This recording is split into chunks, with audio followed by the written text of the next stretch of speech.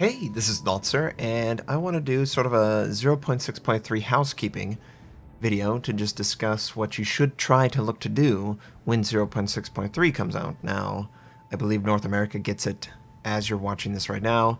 Europe and Asia get it tomorrow, and I think Russia also gets it as you're watching it right now. I could be wrong.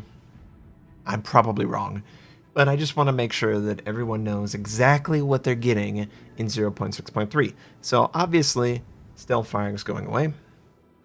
There are a couple buffs to tiers 9 and 10 cruisers, and that's going to be great. But the Zhao is not going to be the beast that it was in the same format. Now, it's still very good, but it's not going to exist quite like it does right now. That's fine with me. So, what is Wargaming doing to compensate for some of these changes? Because there are modules that are going to be, maybe you decide to not get range module for your main gun because it's going to extend your detectability. Perhaps that you want to maybe swap out advanced firing training for your destroyers.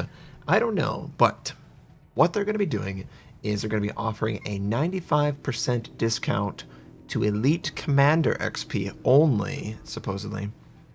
Now, how do you access paying for a redistribute to have the, obviously, the skill trees? Sorry about that. But you go over to this little coin doubloon. You can see a sort of drop-down arrow, and you can select the Elite Commander XP.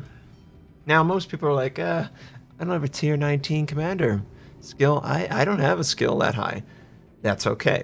They're going to be doing some missions. And the missions go, you can earn 30,000 Elite Commander XP for a victory battle with a tier 5 ship.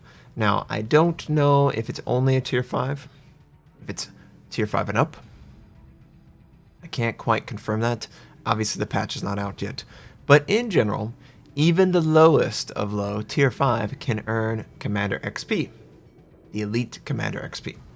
Also, tiers 8, 9, and 10 destroyers and cruisers, when you win a battle, you get 10,000 separately.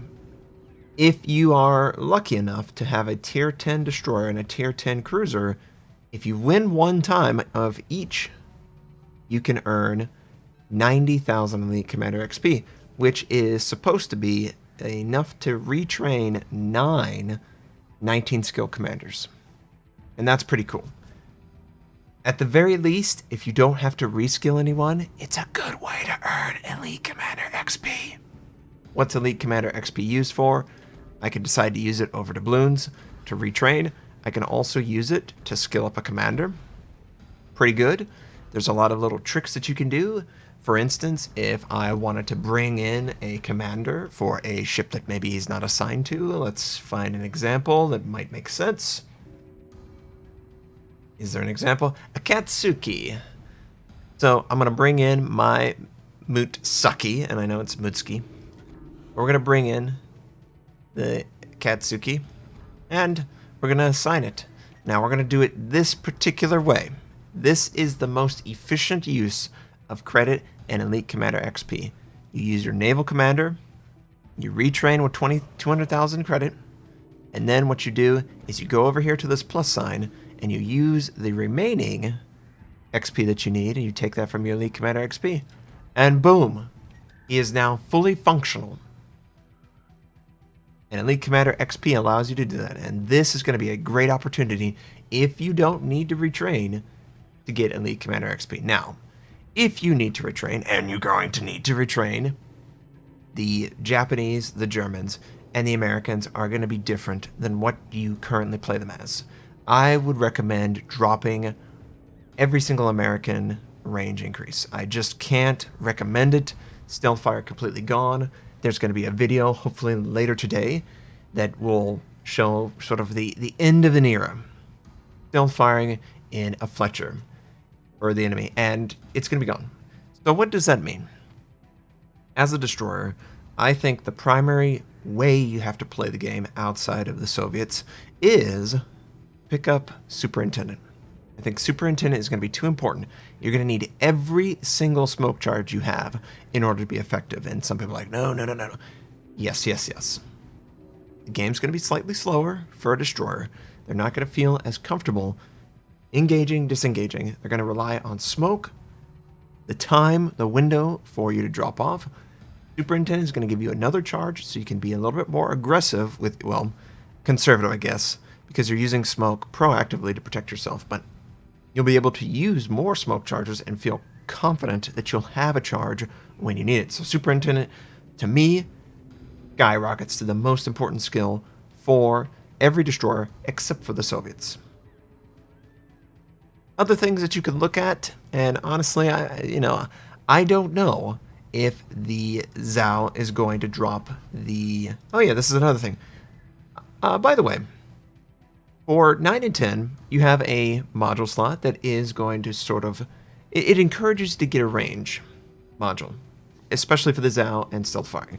So what they're going to do is they're going to offer a discount for this specific branch, this upgrade slot.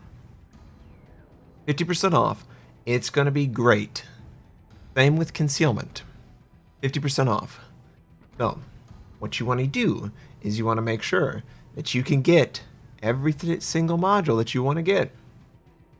Boy, this is really funny, just reading it. They honestly think that you would drop concealment from your ship because it's not as useful with still fire gone. Oh, man. Okay, well, no one's going to do that. In fact, everyone's probably going to pick up concealment system because they're adding more to the system versus the version you see right now.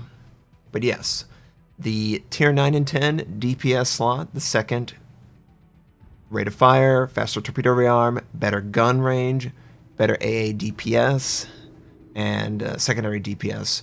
All of these will be cheaper to encourage you to move off of, or maybe you are interested in moving off of increasing your main battery range and having your concealment better to do the stealth firing. So those are a couple things that are going to happen in 0.6.3. Make sure you maximize your experience with 0.6.3. I know it's not free. I know they're not giving a free respec, but 95% is pretty good. And the benefit for those who don't need to change their skill is you can rack up a ton of Elite Commander XP, and you can absolutely burn through leveling some commanders and get them to 19 quicker. The Elite Commander XP system really feels like the rich get richer. As I get more and more and more 19 skill commanders, I can just dump all this Elite Commander XP into the commanders, make sure they're at least competent, 10 skill. And maybe I can get past a particular point, a threshold, where I have another level 4 skill or something like that. So this is a great opportunity if you have a high tier cruiser and a high tier destroyer to rack up Elite Commander XP. Now that's not the only thing that I'm going to have access to. Well, we'll see. We'll see. There's other things coming in 0.6.3. I will talk about it when I can. Just know that this is not everything that is supposed to be available. And I'm really excited to see the sub, at least in the port. I hope this was helpful. I hope you can maximize and enjoy the release of 0.6.3. I hope you have a fantastic day, and I'll catch you next time.